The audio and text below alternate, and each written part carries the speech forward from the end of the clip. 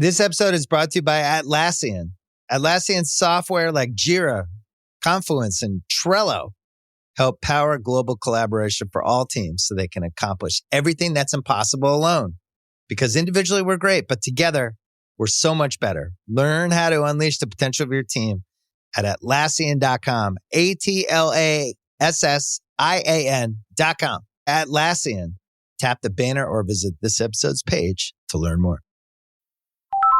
Hola. Hello, this call is being translated. Abuela, listen to what my phone can do. Abuela, escucha lo que mi teléfono puede hacer. Wow. Ahora dime sobre tu novia nueva. Wow, now tell me about this new girlfriend. Huh? Tú sabes lo que dije. You know what I said.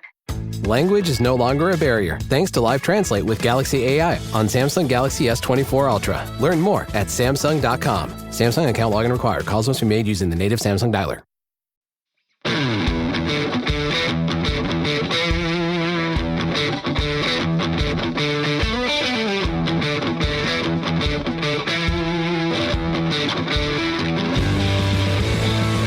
Welcome to the Fantasy Footballers DFS and Betting Podcast with your hosts, Kyle Borganoni and Matthew Betz.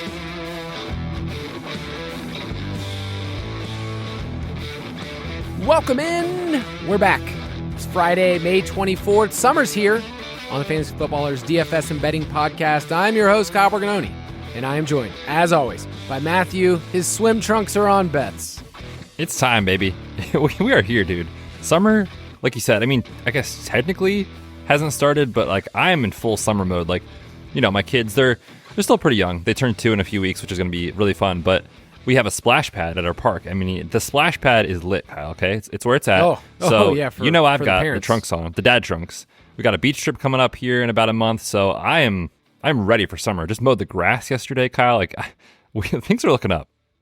I've realized that I just alienated all of our listeners in the Southern Hemisphere because they're looking at this and they're going, what are you talking about? It's a foot of snow outside. It blows my mind that is how it works because, you know, you're ingrained, same calendar, same Gregorian calendar we're working with.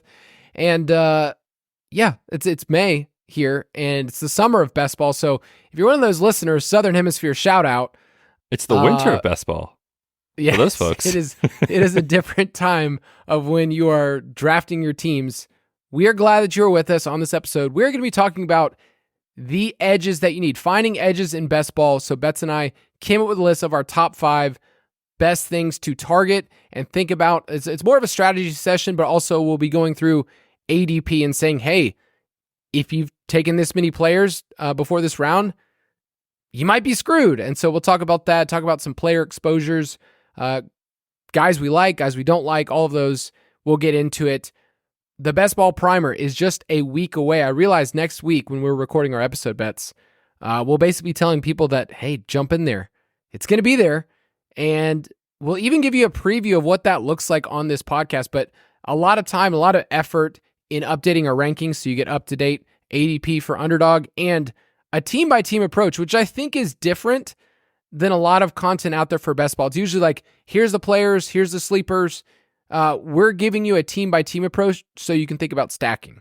Yeah, for sure. And I'm in the middle of going through every team as you are. And when I do it, it's such a good exercise every year because rather than like getting so in the weeds of like this player's stats and that player's efficiency and all that, like just take a step back and looking at the team from a top-down perspective. The coach, the play caller, how aggressive we think their pace, what's going to change, you know, and kind of trying to forecast that, I think can give you an edge. So I have adjusted the ranks for myself since doing some of this work. I will continue to do that. So over the next few days, keep monitoring. You might notice a few tweaks that I came across some stuff in the primer, which you'll be able to read very soon, man. I love this time of year. June 1st, man. It is Christmas morning. A little rankings tweak. I like that, Betz. I like that you are, you know, just in. You're not in off-season mode. You're in in-season mode for people that want to draft all the time because they're degenerates. One of us. I get it. Yeah, one of us. You're a part of the group. So ultimatedraftkit.com. If you want you want the best ball primer, all of this will be coming to your app. And I'll just also give another little tease for the people that the entire experience for the fantasy footballers is about to change in how we get to interact with people, how you get access to all of our tools.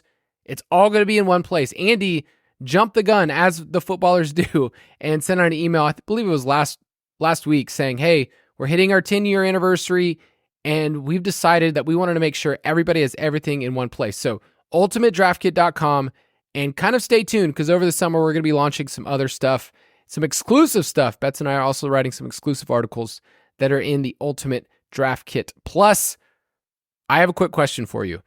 And I'm calling this little quick question, Betz, the Beat Report Bounce. I realize I could have come up with a better name. But the Beat Report Bounce is simply looking at recent news and asking yourself, does this matter for best ball at all? You talked about tweaking the ranks. You talked about things changing and shifting and looking at these teams. It's very easy to see things shift in ADP when a tweet comes out. And I want to give a special shout out to a couple of different accounts. If you're not following them on X, it's Coach Speak Index, which does a really good job of kind of tracking over time. What has this coach said, and are they just a liar? Hint, hint, a lot of them are liars. And then 32 Beat Writers does a great job of aggregating all the information, all the intel from every single team's beat writer and putting it for you.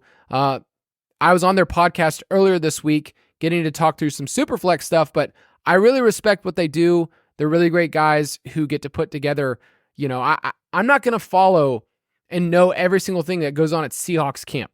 I don't know all of the beat writers, but they have them all for you there. So I really respect those two accounts. I'm going to read you something, Betz, and you tell me if it's crazy or it doesn't matter, but these are specifically from beat reporters, okay? These words were about Kyren Williams, who you detailed his injury history, buddy. It's not good, right? Not great, Bob. It's not great. Yeah, so go ahead and read the quote, and then I'll jump in on it. Okay, so Sean McVay was talking. He said, Kyren's good. And I'm kind of using Sean McVay's voice just because I've heard it so much. Yeah, but can you please give a full McVay, Kyren's good. He had a little foot issue, but we're going to be smart with him. He's going to be ready to go for training camp. That wasn't bad, man. That was pretty good. McVay, Georgia boy, by the way. Of course. Yeah, so Sean McVay has been very truthful with injury recovery for the most part. And I do believe Kyren Williams will be back for training camp. So really, I'm not adjusting this news a ton based off of, I'm worried he's going to miss 3 weeks of camp and will he be ready for week 1? I'm not really worried about that. So, I'm not really adjusting Kyren in my ranks a ton. But I will say kind of this most recent injury on top of what he's had in the past, combined with last year's workload and the draft pick of Blake Corum, does sort of just give you some puzzle pieces of maybe this guy doesn't average 21.7 touches per game this year. Maybe he's not out there on punt returns. Sean McVay, you sicko. Maybe he's not, playing 90% of the snaps. Clearly we should expect some regression there. Doesn't mean he's a bad pick. He can still be so efficient if the Rams are great, all those things. But just to touch on the injury history, he had a Jones fracture his rookie year in June from OTAs in 2022, then has the high ankle sprain in week 1, basically misses, 3/4 of the year. Then this past year, another high ankle sprain, obviously in the middle of the season, lands on IR, comes back, he's great. But now again, another foot injury, and we don't know what specifically this injury is, which is kind of tough because there's not a lot of great reporting around OTAs, and there's no video of the injury and all that sort of stuff. So we have now 2 foot injuries and 2 high ankle sprains since Kyren Williams has played in the NFL, which is not that long. And so it does give you, I think, some concern of, like I said, does Kyren see 20 plus touches per game this year? I would take the under. Just historically, that's not usually what happens. And the drafting of Blake Corum says we should probably expect that to come down a little bit. Now, again, I said he could be efficient, it could be fine, but I have found myself in drafts the last 3 or 4 days being I like Kyren. I think the community will react to this negatively. Maybe I can just wait on Kyren and get a better price in the next week or 2. It's hard when I look at the Rams. They feel like such a fragile team that when they're great, they were great. When Stafford was in and Kyren was in last year, the offense rolled, and you kind of saw that down the stretch. But when somebody goes out, Kupp was dealing with injuries, it's tough. I look at the ADPs, Puka, Kyren, and Kupp all go in the first 3 rounds. And then there's this massive gap where until round 11, you don't see another Ram go off the board. Does that feel like a little off for a team that feels like this powerhouse? There is some risk in this team. Puka, you're giving, a really high pick. I think he'll be fine. But Kyren's injury issues, Kupp's certainly declined in a lot of efficiency metrics. Stafford's always dealing with injury issues. I worry a little bit about this team and if it's able to hold, and be the same efficient group. Yeah, I think that's fair. I mean, the tricky thing is, like you said, Puka's going to be great. I've taken him a ton in round 1. I think he is the guy you want over Cooper Kupp, and the market agrees. But with Cooper Kupp, this is a guy, like you said, that we've kind of seen the decline a little bit. Obviously, we had the hamstring plague injury last year, kind of affected the entire season.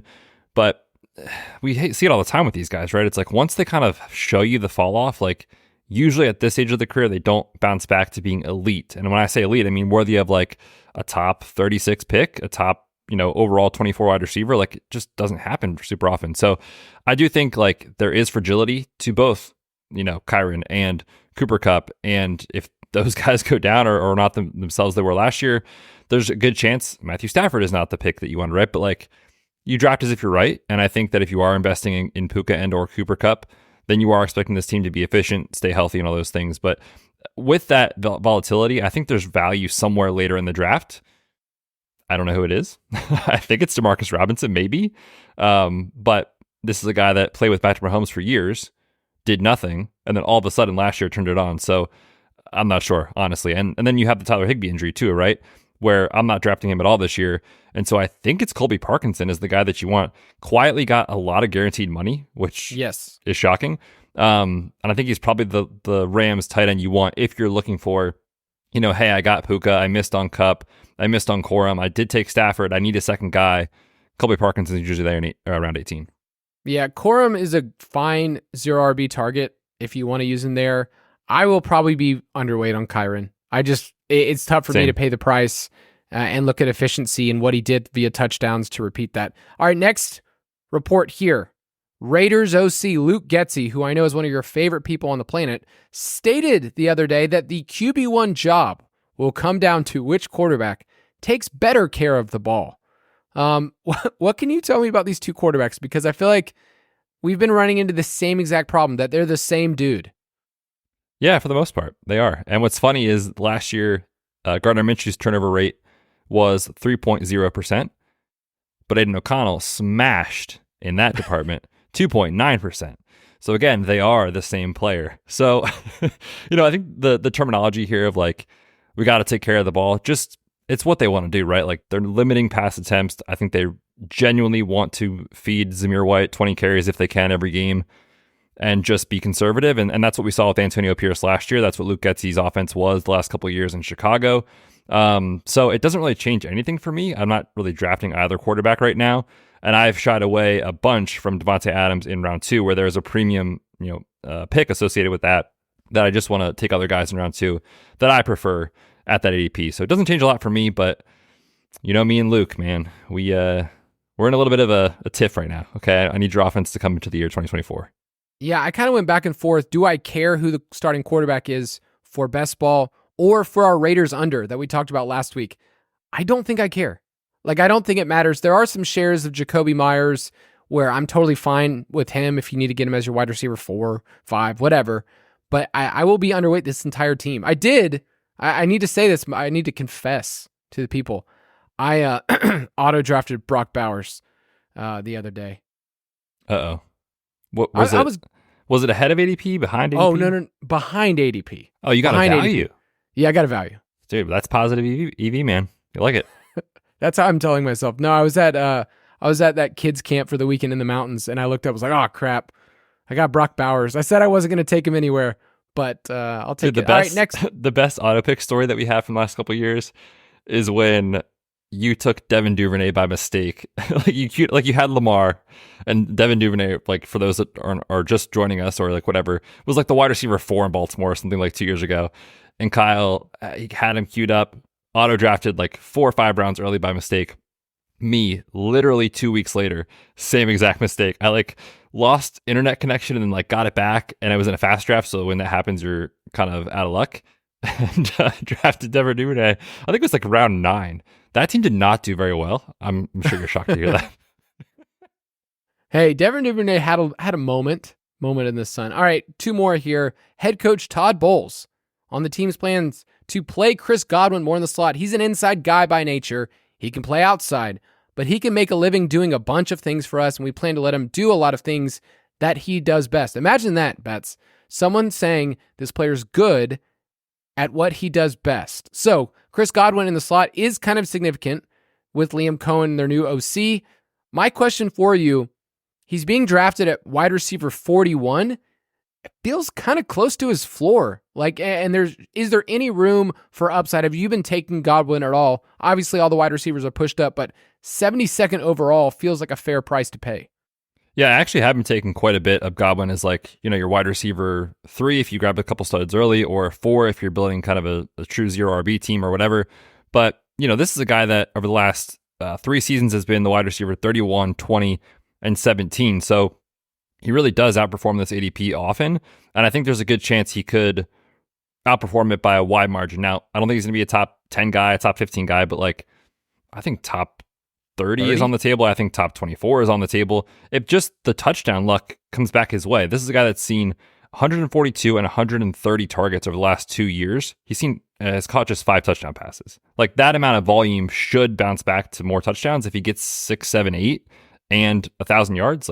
This ADP will pay off. So yeah, I've taken a lot of Chris Godwin. I actually kind of buy this. I do think he is a better fit in the slot. The only issue for me in question mark is they just took Jalen McMillan in the 3rd round. And at Washington, he pretty much only played the slot with Polk and Romadunzi on the outside. So something's got to give here, but I do think that this is a good fit for him if this actually is true. Yeah, I think the sentiment is, he's aging, he's done, but I think Chris Godwin still is at a point in his career where he can be a difference maker at this ADP. I haven't been taking a lot of Buccaneers, to be honest. I have my own Rachaad White worries. I've shared those with Betz a bunch of just the efficiency stuff. Baker and Evans are a lot more expensive than they were last year, but I like Godwin at his price, and I like Cade Otton at his price. Shocker. Yeah, he's one of the dudes. All right, one more piece of information here. This is from our guy, George Pickens, who I have talked about a lot already this offseason, but he said, and I quote, "I'll pull all-nighters just thinking about football." So my question for you, Betz, is does that mean that George Pickens is a confirmed dog, or George, what are you doing? Get some sleep, dude. Dude, this is not optimal. This is not optimal, Kyle. He's going to be tired. Bad performance, increased risk of injury moving forward. You got to take him off your board. This was hilarious when you sent this to me, by the way. I don't know what he's doing, but I will say, since you talked about George Pickens a couple of weeks ago, his ADP is through the roof, and I don't know that I love the new price. Moving the lines. Oh man, I don't like moving it either. I don't like talking about certain players. I see it all the time on X when people are like, "Shh, don't talk about this player anymore." It's well, we're going to talk about every single player from every single team, and things are going to move. My question was, does he got that dog, or is it like Randy Jackson? That's a no for me, dog, at this ADP. 46th overall. I know it's underdog. I know it's wide receiver, skewed and all that stuff, but 46th overall for Arthur Smith's wide receiver 1 with Russell Wilson and or Justin Fields. I don't know, man. It seems like how many targets could he see? Best case scenario, where was he capped? 130. See, the number that came to mind for me was 120.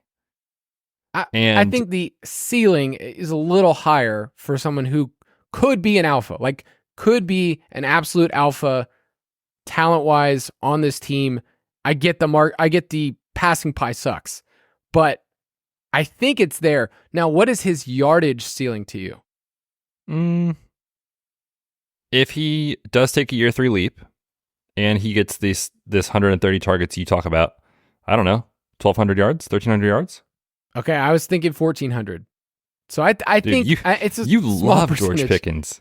Oh my gosh. I told you. Do you remember what I said? Who my guys are? I can say this on the podcast, right? My early votes. It's either George Pickens, or it's Keenan. No, it's not Keenan Allen. It's Chris Olave. Those are my 2 favorite players that I want to bet on at their cost. So wide receiver 28, I like better than 46 overall. Yeah, just curious. Do you know where you have him overall in your ranks? I can look. I've been ahead, but I need to look. I mean, I did a little update, but I got it right now. You're right here. You're at 46, and I'm at 55. So I will take him at times, but I'm not aggressively targeting him like you are. So I've been here all along. Just been hanging out, 46 overall. Glad people can. But yeah, George, get some sleep, man. Like it's not optimal. I'm reading another summer book about like how to engage fully with like your work and everything else. And the main thing, they're just like, just get sleep. Like, it's not a complicated process, but like, are you sleeping? And if you have young kids, you might not be. So we'll figure that part out. Let's take a quick break and we'll be right back.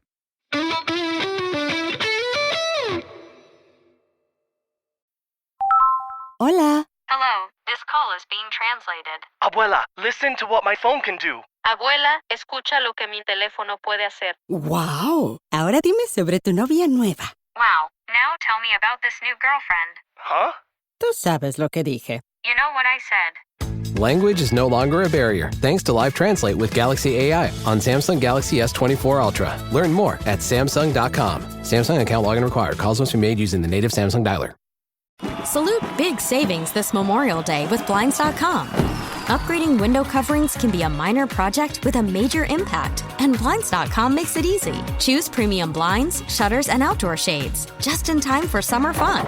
Get unlimited window treatments installed for one low cost, all backed by Blinds.com's 100% satisfaction guarantee. Shop Blinds.com's Memorial Day sale now for up to 50% off, plus premium doorbusters. Save up to 50% at Blinds.com. Rules and restrictions may apply. We are back, ready to talk through some best ball edges that we've kind of grinded the edges. We've mined. What else do you do in best ball to like, you grind, you mine out, what else? What are we doing? I don't know. You search, you look everywhere. I mean, we're doing a lot behind the scenes. We're doing all those things. We're doing all those things, guys. All the things for the people. Let's go for it. Best Ball Bonanza. Betz and I are going to give 5 edges that we think you need in best ball this year, 2024 specific, because although you could look back at last year, we used the same thing over and over. It's descriptive of what happened. It's not prescriptive of this is what you need to do. However, there are some tried and true things over the years that people that drafted a certain way, it makes sense. Like, we're not going to tell you to do 4 tight ends because the people that did it probably didn't advance. So there are some simple things that are tried and true that work. But before we do that, I wanted to give a tease because that's what I do every single episode. I'm addicted to a podcast tease, an audio tease. And what I wanted to do is to give people a little picture into what our best ball primer is. So I have taken out our content for the Arizona Cardinals. Betz has given us the team metrics, but I think one of the things that was the biggest insight that you gave is how this team changed. Like, you can think about the Cardinals and how bad they were last year. And then if you just look at when Kyler came in with really a crappy supporting cast, it was pretty good. So give me a little snippet from the best ball primer of this team, and then I'll talk about how you could stack them. Yeah, so basically what we do in the primer is pull some of the metrics that we care about the most.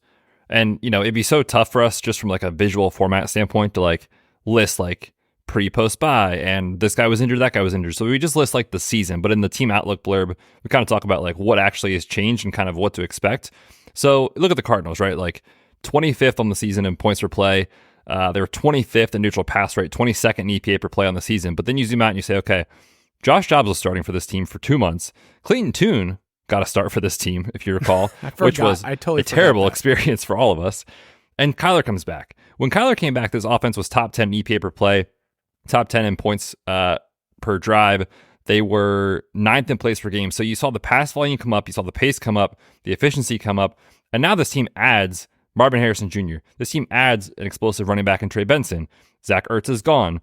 All those things have changed just completely, low calorie, empty calorie routes from Rondale Moore to the slot. Those are gone. So like now you inject so much life into this offense with Kyler, who I know you've talked about it, like is a priority target right now for a lot of us. Yes. Just the way that this team sets up this year with how much it's changed.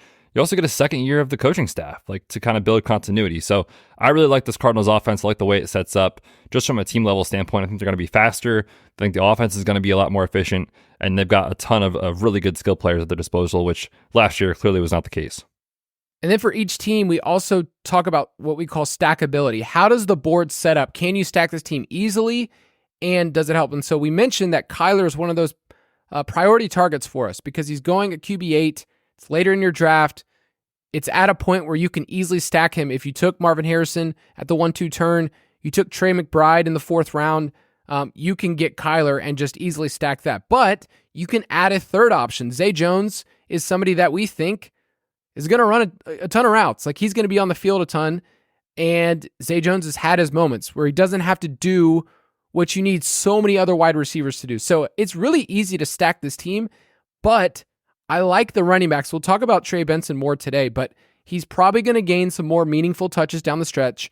And if you look at James Conner's splits, he's going 2 spots ahead, the RB28 compared to Benson, but Conner has averaged 4 fewer opportunities, 2 fewer fantasy points with Kyler on the field. So like, this team has shifted its identity. You saw in the past, like, it was James Conner. We're going to give him the touches.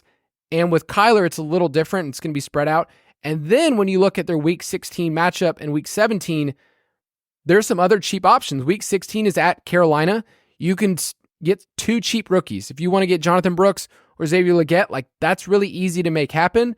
And then last year when the Rams and Cardinals plays with Kyler, part of it was 51 combined points. So it's a good matchup to target if you have Rams and Cardinals, or if you have Carolina. So all of that to say, we'll also share our players that we have the most exposure on. So Kyler's going to show up for both of us as a player. Is there another player that you're targeting? Is it Benson? Yeah, there's a couple. I mean, Kyler for sure. I'm not going to be overweight or underweight McBride or Marvin Harrison Jr. Take them if they're there. They're guys I want, and I'll take them if they're there, kind of thing. I'm not reaching, obviously, that early in drafts for them, but I have taken a lot of Benson, and it's more just how I like to draft, where I like to draft a lot of hero and zero RB builds and teams, and Benson at around pick 100 makes a lot of sense on those builds, especially if I already got a McBride early or a Marvin Harrison Jr. early, so he fits in those team stacks as well, whether you have Kyler or not. The first edge that I want to give us is, I'm titling it, How to Feel Alive Drafting Running Backs, okay? If you really want to feel alive when you're playing fantasy football, it's usually waiting on the position. Like we talked the other day on the Dynasty podcast, like, you're in a super flex startup draft and you're like, oh man, I don't have a quarterback yet. Am I going to be screwed? It can feel that way with running backs, but we know that zero RB crushes in tournament play. And when we talk about zero RB, the reason is we're leaning into wide receivers, and historically that's been really good. That's taking at least 4 wide receivers through the first 7 rounds. Okay, Betz, you have a zero RB article that we've been updating, and we will update all summer long, that gives you the targets. And I think it can be tempting for people to go, okay, well, if everybody's doing this, I'm going to go the other way. Like, that is tempting for me. And I look at people like, no, this year, the high T builds are going to work. I'm taking 3 running backs. I'm going Christian McCaffrey, Derrick Henry, and Devon Achane, and it's just going to work through the first 3 rounds. The problem is that you're inviting a ton of risk. And here's even the better part that I think this tweet from Hayden Winks helped me out so much. Zero RB is popular, but only 49% of teams last year had 4 wide receivers through round 7. So half the field is doing this strategy. It should be more like 75%, if we're honest. And so a lot of people will go the other way. I think it's still going to end up around the same percentage. You're going to look at the ADPs pushed up, but if 55 to 60% of the people are doing it, still not enough. So the last couple years, the edge has been if you got 4 to 5 wide receivers before round 8, that's crushed. But I want to focus more on the running backs, because it's one thing to say I'm going to hammer wide receivers, and there's a lot of good wide receivers. I want to talk about the biggest edge is taking a 2-prong approach where you are body bagging the dead zone running backs and you're betting on ambiguous backfields. So some of these guys will be in the zero RB targets, but if you are drafting the second running back, if the running back 1 is trending in the wrong direction with efficiency, it's probably a good bet, right? Like, so you've been hating on Josh Jacobs all year long because the efficiency numbers are going in the wrong direction. Najee Harris, efficiency numbers going in the wrong direction. Alvin Kamara, efficiency numbers going in the wrong direction. Ramondre Stevenson, Tony Pollard, all of these guys are being taken ahead, and there's an RB2 that we like. So of the list I just gave you, I mean, all of these guys are 0 RB targets. Antonio Gibson, who I will talk about on every single podcast. Kendre Miller, Jalen Warren, Marshawn Lloyd, Tajay Spears. These are the dudes, right, that we're drafting, right? You basically just told people what the 0 RB targets article is. and this is such an edge, and I agree with you. And, you know, like, you shouldn't get so locked in on, like, these are the guys you have to take. Obviously, we give out those picks as, like, these who we are trying to take, but drafts change and ADPs change and whatever. But just this concept is so good to take home this year and for next year and the year after and moving forward. It's like, it has been such an edge, especially in the middle rounds, where there is a running back that you're like, yeah, he signed this 2-year contract or 3-year contract, but like, what is the talent level? Like, is he actually going to be, you know, like, can he actually hold on to the job? And if he does, great, but like, does it matter? Like, even though he has more touches, is he efficient enough? Does he outperform this ADP? Can his teammate beat him? And when you look at these examples of, like, you know, Alvin Kamara clearly on the decline, Najee, they declined the 5th-year option, 3 years in a row, efficiencies dropped. Josh Jacobs was the worst running back in football last year. Like, clearly there's a cohort of these guys that are going to fail. And if you have the guys that are their teammates that benefit directly because they either fail or get injured, you outperform your ADP massively, because right now the ADP and the rankings are based off, you know, base level projections. Everyone's healthy, everyone's good, everyone's playing 17 games, all those things. But we know chaos happens. And when that happens, your running back that you have that is the RB2 can produce like a top 12 running back if things break right. And so this cohort here is who I love, and I've taken a ton of all these running backs. Yeah, I feel like your opus, like if you were to write something this offseason, it's been you betting against running backs that have trended in the wrong way efficiency-wise for like 3 years in a row. Like, I feel like that's been something we talked about Kamara a ton and Najee, where you just look at the trends and it's really not that hard, but it's like, hey, this is not going in the right direction, and they're hitting an age curve, and there's this other running back. All of these signs point to maybe this is a really good bet to draft these other players. And you're also getting leverage, right? You're getting leverage on all the other teams that are drafting the Ramondre Stevenson, Alvin Kamara types earlier. And I know, Ramondre, does that hurt your heart a little bit? Because he was a big deal for you 2 years ago. Man, I loved Ramondre that year. But part of it was like the same exact thing of like Damian Harris wasn't that good. He just fell in the end zone a ton, which, I mean, I love touchdowns, don't get me wrong. But like when you're looking at is that repeatable year over year, ask Jamal Williams, okay, about last year, and that Saints contract was just ridiculous. It doesn't happen, right? So that was why I was on Ramondre the year prior, was Damian Harris really wasn't that great from a talent level, from an efficiency level. Like, there's a good chance Ramondre, who's younger, could take over, and he did. And this year you're making similar bets with certain running back, backfields, and I think you're going to hit on a couple of those. Yeah, so the edge comes in body bagging the dead zone. So, and then those, we talked about the running backs you can take, but also betting on ambiguous backfields. Okay. Mike is doing some research. He's going to have an article that's exclusive in the Ultimate Draft Kit Plus. Mike was in the spreadsheets deep within, and we were going through these numbers, but he looked over the last 3 years. So that's really been best ball season that we've been talking about, 2021, 22, 23, and found that there are 26 NFL teams that did not have a running back drafted in the top 24. Okay, so that makes sense. Like, you're going to have these other ones. But the second running back often was the guy who came through. He found that of those 26 teams, 18 of them had a top 24. So it was a 69% hit rate of finding someone that ended up in the top 24. Last year, 8 out of 9 teams actually had somebody in the top 24. It was an 89% hit rate. So last year's ZRB was awesome. And this year, there's some examples of Trey Benson. I love him going after James Conner because you kind of get that late season boost that you probably will get. It might be rough at the beginning. We know for a fact James Conner doesn't finish seasons. He's never done in his career. Tajay Spears, you mentioned earlier, he's a great choice. And then Zach Moss and Chase Brown. It's probably going to be Moss, but we've never really believed in the talent. And I don't even think Chase Brown is that good, but it is a bet on a younger player who can be more efficient in the passing game if they give him the opportunity, and an offense that we like, and he's cheap. So it's finding ambiguous backfields. taking the second running back. That is the approach. That is the edge. If you are drafting your wide receivers early, I feel like I'm not saying anything that's crazy. I'm just giving numbers to back it up. For sure. And it's tough when you're on the clock and you're like, I'm sitting here at pick like 98, Tony Pollard's still on the board. It's a little value. Like, should I do it? I don't know, man. Like, I think this is a massive edge. People like all these players that you're talking about that are going earlier, it's projection based, but I'm not sure that they're that good. I'm not sure they hold on to the job, and chaos happens every year, right? And that's what you're saying is embrace that ambiguous situation. Like the Tennessee one to me is pretty clear. Like I know that there's a lot of people that say, well, didn't you hear Tony Pollard talking about he felt healthier down the stretch last year, and that's when his numbers got better? And it's like, well, that could be true, but to me, there's way too big of a gap in ADP. Like Tajay Spears is 5 years younger. He's entering year 2 in the league. That's when players make the leap.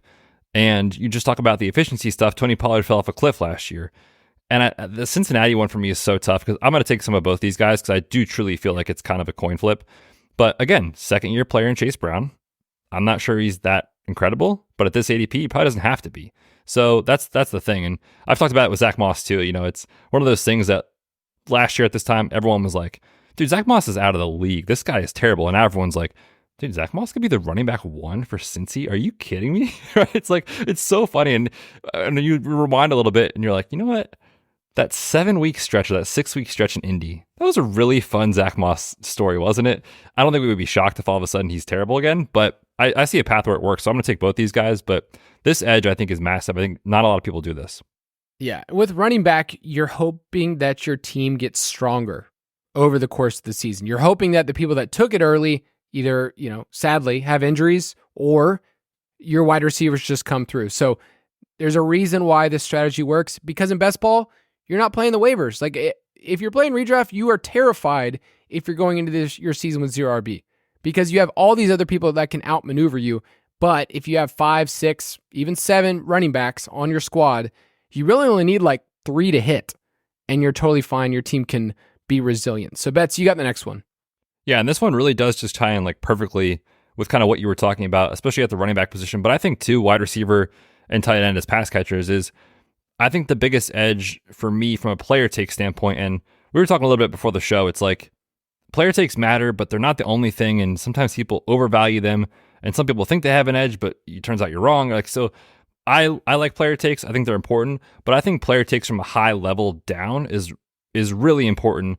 Thinking about archetypes. And what I mean by that is, are you prioritizing your roster for late season upside and prioritizing talented players that are going to be the guys you need in December? Like, think about how silly that concept is. Like, we're trying to predict in May, June, and July who the guys are that you need in December in week 15, 16, 17, where if you're playing in a tournament, that's what matters. That's where the money is. You have to have the upside there. And so I think about that and what our opponents are doing and what everyone does when they enter the draft. You sit down, you open your app, you look at the ADP, and as I just mentioned a couple minutes ago, the ADPs and the projections are based off of everyone's healthy, week 1, week 2, week 3, week 4. That does not matter at all. You need to be thinking about what happens later in the draft and thinking about the players and the archetypes that are going to get there. Who is it? Younger players, generally, younger players that are very talented, that have a path to break into the upside category because they're going late in drafts, but a teammate might fail, just like you said. I think about last year's example is like where guys are going and kind of how they get pushed up the board because of projection in week 1. Alexander Madison, truthfully, brother. I fell into that trap a little bit too. I'm going to try to be better this year. But you think about Alexander Madison, like the writing was on the wall that he probably wasn't that talented. Over the last 2 years, his efficiency numbers had dropped. He was one of the worst running backs in football.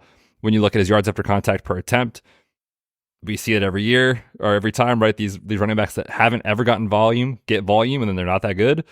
Alexander Madison, not the guy you needed. Ty Chandler, massive smash at ADP. Let's do it again. You know what, Kyle? 9 years in a row, let's talk ourselves into Odell Beckham Jr. Like, think about how crazy that is in hindsight. Like, Odell Beckham Jr. was a top 100 overall player that was drafted in ADP as of early August. This is not like hindsight in May. This was August where people were like, this is the depth chart. This is who you need. These are the guys. I took Lamar. I'm going to get Odell Beckham. I took him.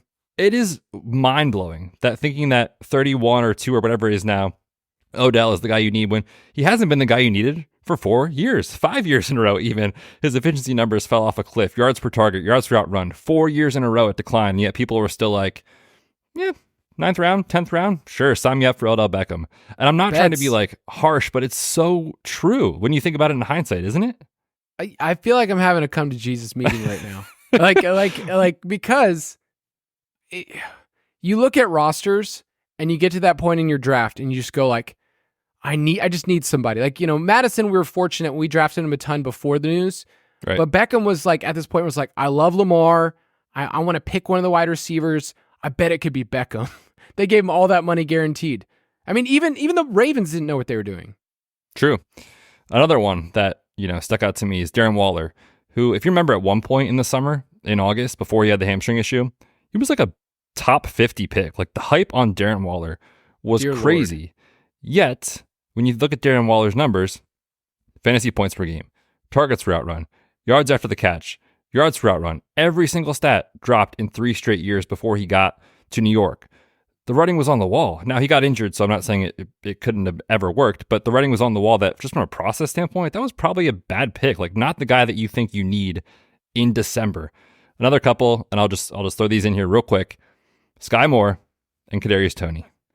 And I just I'm baffled because it's like Kadarius Toney, when you have to tell yourself excuses year after year after year, that player is probably not the right guy, right? Like it's so funny. And, I fell into this trap too again last year with someone like Van Jefferson in LA.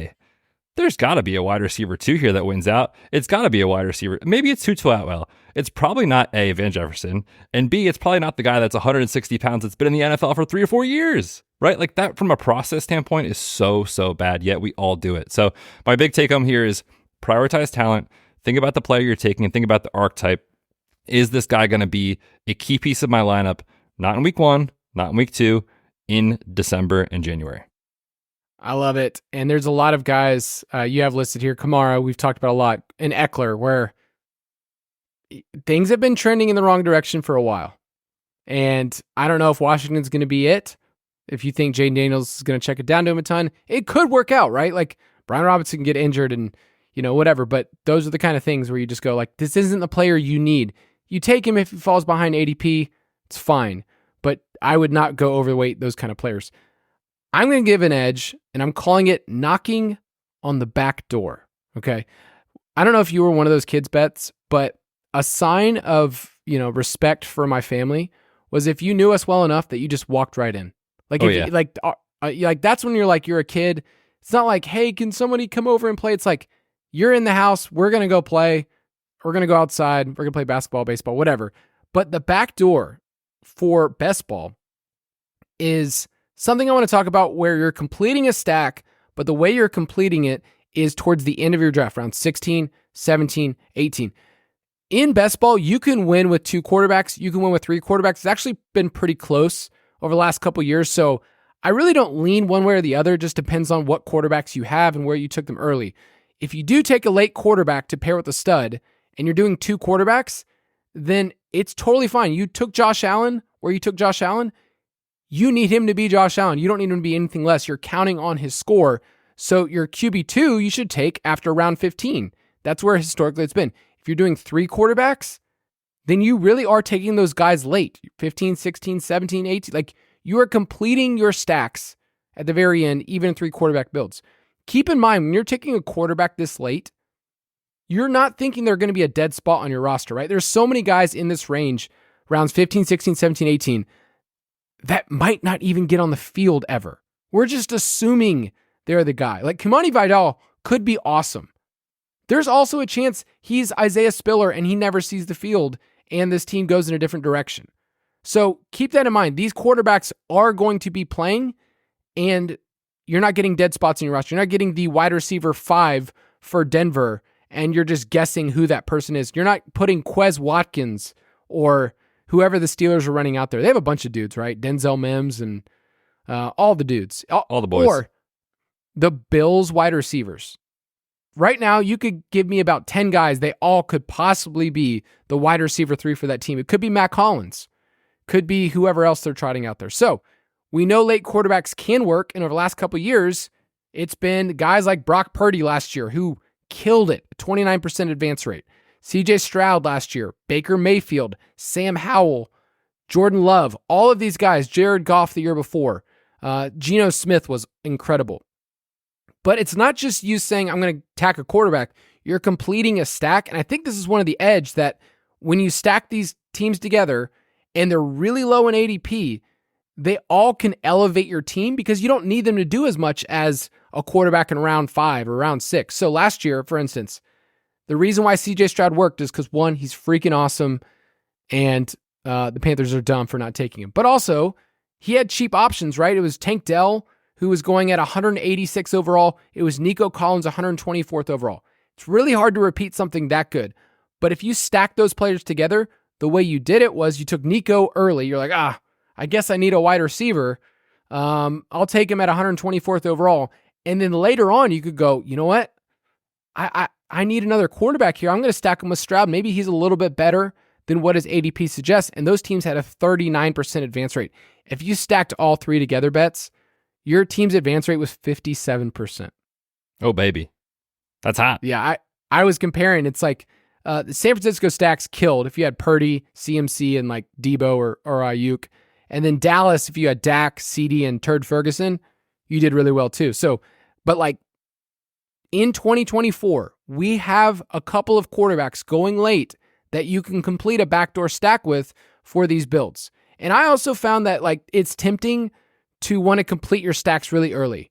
You know, you're like, oh, I got the Patrick Mahomes, Kelsey stack, and then I got Anthony Richardson and I don't know, Pittman or something else. But like you basically have your stacks, you did your quarterbacks. Those teams did not advance really well. If you're taking 2 quarterbacks before round 9, it's really you're taking a stud and then you're finding the other ones. But this year, I want you to tell me if you believe in these guys and their stacking options. These are late quarterbacks going after pick 180. It's Will Levis, JJ McCarthy, Derek Carr, and the aforementioned Bryce Young. Are you in on any of those late stacks? I'm in on all 4 of those guys, which is terrifying. God. Which is terrifying. Half will definitely fail. Oh, for sure.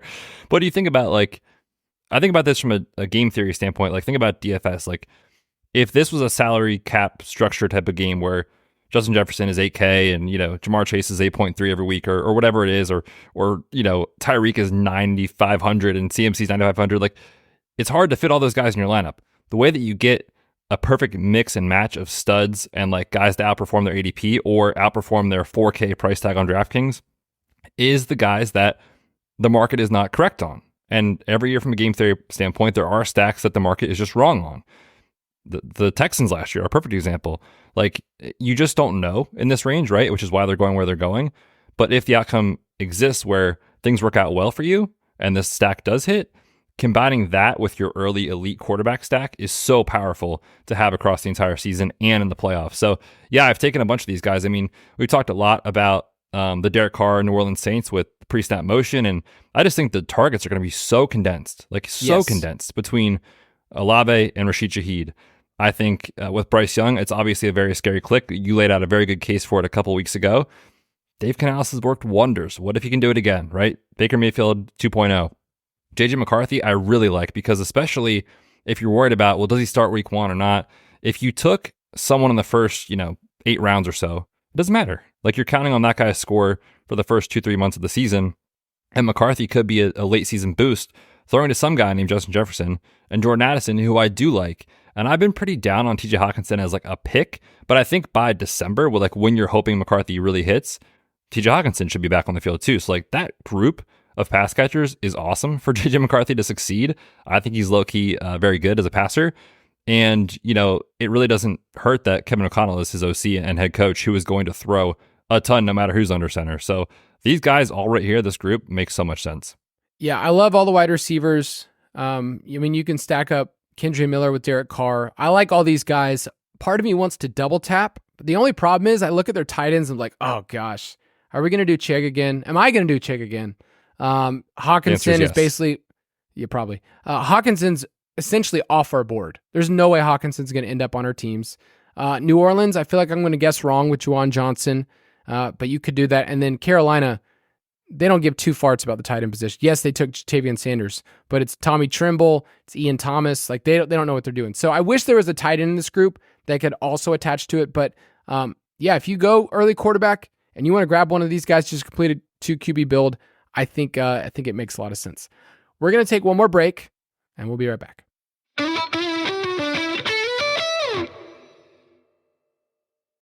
If you went on a road trip and you didn't stop for a Big Mac or drop a crispy fry between the car seats or use your McDonald's bag as a placemat, then that wasn't a road trip. It was just a really long drive. Ba-da-ba-ba-ba. At participating McDonald's. This episode is brought to you by State Farm. You might say all kinds of stuff when things go wrong, but these are the words you really need to remember. Like a good neighbor, State Farm is there. They've got options to fit your unique insurance needs, meaning you can talk to your agent to choose the coverage you need. Have coverage options to protect the things you value most. File a claim right on the State Farm mobile app and even reach a real person when you need to talk to someone. Like a good neighbor, State Farm is there. We've got 2 more edges we're going to give. Betz is going to go first, and then we're going to do a group one. How about that? All right. So this edge, and this is going to sound funny if you've been playing for years, is still an edge. And it is the basic roster construction components of best ball. What I mean by that is you draft as if you're right, and you stick to it. And when you look at kind of your teams and you look at how you draft, if you're pretty good at this, you probably are a pretty good best ball player. But man, there are so many drafts that I come into that people are just making so many silly mistakes. You think about this game, it's evolved over the last 2 or 3 years, and the mistakes we used to see were egregious time after time after time after time. And the edge has gotten a little smaller because there's more content around best ball. People are talking about it all summer. More people are playing. Just like any game, it gets more efficient. But there are still so many people that make mistakes with how they construct their roster, whether it's not the right positional allocation, not the right ADP allocation to certain positions, not the right build, the 4-4-7 whatever builds, 4 quarterbacks and 4 running backs. That's probably not it, right? There's a really good chart in one of Hayden's articles recently over on Underdog Network that basically looked at the most common roster constructions were the best roster constructions. It's 2 or 3 quarterbacks, it's 2 or 3 tight ends, it's 5 to 7 running backs. It's what you would expect. But people that do the opposite and try to get really unique of I'm going bully tight end this year, I'm going bully quarterback this year, doesn't really work. Yet I see it all the time in my draft. So it sounds silly if you've been listening for a while, if you played yourself for a while, but I still think one of the biggest edges you can have is just sound roster construction, draft after draft after draft. Mix in that with a couple of your player takes, a couple of archetypes that you like, get some stacks, and eventually it will work out for you and you will land on a very, very good team. So that's a big edge to me. I just keep going back to it. If you have a roster construction edge and it works for you, keep doing it. You're telling me that, when someone says, hey, I need to have 4 quarterbacks, I'm looking at one you posted here, by pick 158, that it's probably not going to work. Yeah, I did include here in our little doc. These were all drafts, by the way, that I did in the last week of opponents that I drafted against. So people the first we team, will not name. Yeah. I took the names off. We're not going to embarrass anybody. But this is a team that took Josh Allen and Patrick Mahomes. So they spent 2 picks in the top 46 on 2 of the best quarterbacks in the game. And you might think to yourself, that's great. They're going to get the quarterback 1 every week. But you're just wasting a score basically every week of it could be an elite running back, elite wide receiver, or tight end. They also had 1 wide receiver through the first 90 picks. This team is dead. Next team, Jared Goff, Trevor Lawrence, Deshaun Watson, and Aaron Rodgers all on the same team. That team is dead. You keep scrolling down. I was in a draft this morning. This man is the highest T draft I've ever seen. Bijan, Saquon, Josh Jacobs, Rashad White, and David Montgomery through 80 picks all on the squad. 5 of them in a row. Then Michael Pittman and Jaden Reed. That's the squad through, 7 rounds. This stuff happens, and there is such an edge in just sticking to what has worked and continuing to do that. People will go sideways with their drafts. It will not work. We just want to make sure our opponents make the mistakes, not us.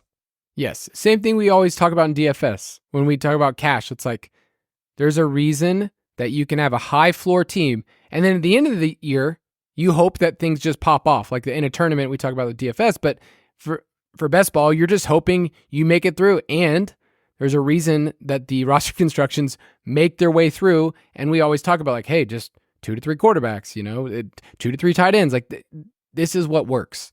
And when other people are changing the board, it can be like, oh, well, this draft was different because, this person was super high T and I need to do something different. Well, that person is trying to come in to a sword fight with like Jerry Jeudy as their wide receiver 2 or whoever it is. Like there's one that you posted here. They took CeeDee Lamb. So I'm like, oh, cool wide receiver. Who's their wide receiver 2? Romeo Doubs, Brandon Cooks, Tyler Lockett, who we like as wide receiver 6s, not your 2 and 3 that you're counting on. So yeah, it really does come down to roster construction. It's still an edge. Still an edge. Still the thing. Still cool. All right, we have a group 1, and I figure let's do this together. Look at those guys. Look at them. They're the Bash Brothers. Oh, man. I have a new favorite thing for podcasting. It's see if I can find a Mighty Ducks quote that we can use on the podcast that makes somewhat sense for what we're doing. I think this makes sense. Bash Broen? Yeah. Okay, so before we get into that, big question here. Are you more of like the Fulton Reed or the Dean Portman of the Bash Bros? Or Fulton Reed, dude, obviously. Okay. Why, you wouldn't be Fulton? Well, technically there's a third Bash brother in D2 when Kenny Wu gets in the penalty box. And the announcer's like, no, there are 3 Bash brothers. Yeah, but we're not talking about that. We're talking about the OG. I mean, I'll be Dean Portman. Like, he doesn't care. Fine. He doesn't care. He's a contrarian. So Betz and I are going to talk about this, and the title that I'm giving is Unnecessary and Indecent Exposure. Because if you haven't done this recently, you can find your exposures in Underdog and saying, hey, I've done, I don't know how many you've done, 20, you've done 100 drafts, 1,000 drafts, whatever you've done, you sickos, you can see your player exposures. Peep that and kind of ask yourself the question, is this a little too much? Like, are you over the edge? And Betz and I will kind of give you some parameters around this, but when you're drafting, you kind of get into the same habits, and that's kind of how we are as people. You'll end up in the same routines, and you look up after a couple of drafts, you're like, whoa, I am way overweight this player, and I don't even know if I meant to. But then you have to go into this, whole thing where you go, dear Lord, please let this combination of Kyle Pitts, Keon Coleman, Tyler Algier, and Kamani Vidal hit, and it will be perfect this year. And you look up and you're like, you're asking for 4 random players to basically be everything for you. And that just gets scary. It's really scary. So anything above 25%, and it obviously matters based on how many drafts you've done. If you've only done like 5 drafts or 10 drafts, don't worry about this. But if you've done 50 or more drafts and you are above 25%, that is quite bullish for somebody. That you are saying, I really, really like this player. Just so you know, 8.3% is normal because there's 12 teams and, only one person gets picked. So anything above 25% is really bullish. I've had years where I've been 35+% on a player, and that's really, really high. But we want diversity in our team. And so Pat Kerrane, I need to give him a shout out. He was the one who had some great stuff recently. He won Best Ball Mania 3, so I don't know. Pat knows what he's talking about. But he did some research and found that it's more focusing on your team rather than just your player takes. And I feel like Best Ball can easily become just a player take scenario. I like this player. I think he can break out. I think he'd be good. That's part of it.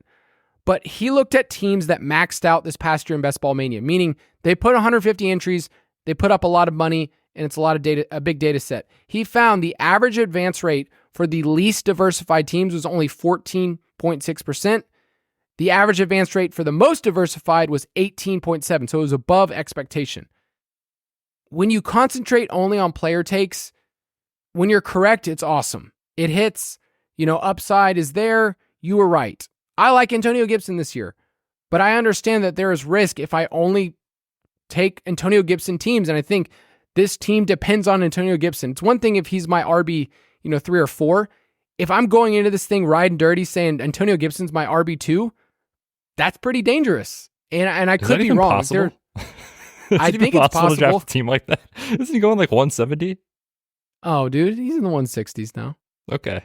But the point being, if you're waiting until that to take your RB2, your team is done already, Kyle. I hate to inform you. No, my main point was basically saying, if you're saying, I know that this is right about a player, Antonio Gibson or anybody else out there, you're just like, I know that this player is going to hit. There is risk. And so when you have a flatter exposure rate, it can do that. Now, this doesn't mean, okay, well, I'm on the clock and I've been taking a lot of this player. I'm going to take somebody else that I don't like. Like, we're not telling you to do that. We're just telling you to avoid the habit of taking the same player combos. It's the Antonio Gibson plus, Rashid Shaheed plus whatever. And you end up looking at drafts, you're like, I have 4 guys that are almost on every single roster. So we're talking more about mixing it up and that we want a pool of players. I know there's some guys that you're overweight on, but it doesn't mean you're going to take the combination on every single team. Yeah, for sure. And this is one that I think is really interesting because some people like to play more aggressively and say, like, I love this group of 6 players and I want to try to get a really good amount of exposure to them. And that's fine. And I'm not saying you shouldn't do that because there are guys that I will probably try to do that with this year. 2 that come to mind off the top of my head, like 5th round Mark Andrews is going to make or break my season. Like, straight up. Like, I think he's way too undervalued. He's never done that before for us. Never done that before. Kyle, you know what? He was great last year. That dang high ankle sprain. The hip drop tackle, man. And Jaylen Warren. And I purposely want to be 20%, maybe 25% on those guys. I don't want to be 50%, but I also don't want every team I draft to have both Jaylen Warren and Mark Andrews and the same guy I was taking round 6 and the same guy I was taking round 12, right? Like, you get into trouble when all your teams kind of start to look alike except for like 3 or 4 guys. Like, you really want to have exposure to different teams that can take it down. You, again, don't want to be focused so much on this is the player I need, but this is kind of the combination that might get me there, is kind of how I think about it. And so I think about that throughout the summer. I really think one issue that a lot of people have is, like, you draft all summer, you're having a great time, you're hanging out by the pool, you're on the deck with a drink, you're drafting all summer, and all of a sudden you get to like August 15th and you're like, I didn't really want 50% of, I don't know, Michael filling Gallup? a random running back or something. Yeah, a Rico Dowdle, and you're like, now I got to fix it, right? And then you go into drafts like the last 2 or 3 weeks, and you're just trying to like take anybody but Rico Dowdle, and then you're not drafting your team to win. You're just drafting to try to like fix your exposures, right, in the last month of the season, which you don't want to do. So think about it all summer long as you're drafting. I try to like look at my exposures every, I don't know, like 2 weeks and just kind of make sure like I'm in check with like something I actually want to do. The worst thing is when you get to the end of the season, you're like, I did not want that to happen, but now you're locked in and you can't really change it. Yes. And it's about having a pool of players at every single, like, you don't need to queue up right now a player and auto draft Devin Duvernay or whatever else you're going to do. But instead, you have a pool of players every single time. Like, hey, I would love if this player was there, but there's 3 or 4 guys right here. And there's always 3 or 4 guys. People need to realize that there's not just one player at every single pick. That's the only pick. There's a pool of guys. There's lots of wide receivers that are, when you see they're all grouped together, it's like, is Garrett Wilson that much different than Drake London and Chris Olave? They've been pretty similar so far. London's had the lowest volume, but like, they're similar, and they might end up similar. Like they totally could. So keep that in mind. Also think about team stacks. You want different exposure to a team and how it could end in week 16 and week 17. So when I was talking about the Saints earlier, it's like, I would love Olave and Derek Carr, but I could also see it being Kendre Miller and Juwan Johnson. And that's how you get to add that other piece on, and it's totally fine. So we care about team and team environment and team combinations. So it's kind of this weird give and take, because I can't tell people this across the board directive of you just need to concentrate on having a more diverse team, because then we're pushing aside the player takes. It's a give and take, and it's more saying that they both can work. You can have player takes and then not go to 50% on whoever you want to take. Realize that a lot of people you will never have, because you won't be on that side of the board. Right. You're just you're that person that thinks that Underdog is out to get you and has a conspiracy theory. They're always giving you a late pick. Just know everybody has the same thing. I get messages every single year. Why am I only getting a late pick? You're just going to be on different sides of the board. So focus on teams that win, not just a player or a player take. That's our little edges. Do you think this year we will have somebody who takes down one of the big tourney? I mean, I think if you follow this, you are guaranteed to print money. I think that's just how it works, Kyle. And contractually, how much do they have to give? Oh, I only can't 10%. remember the percent. Yeah, it's only 10%. It's not that bad. Okay. Well, you know what? That's totally fine by me. Each, by the way. Oh, okay. Well, I'm in. Betz, sign us off.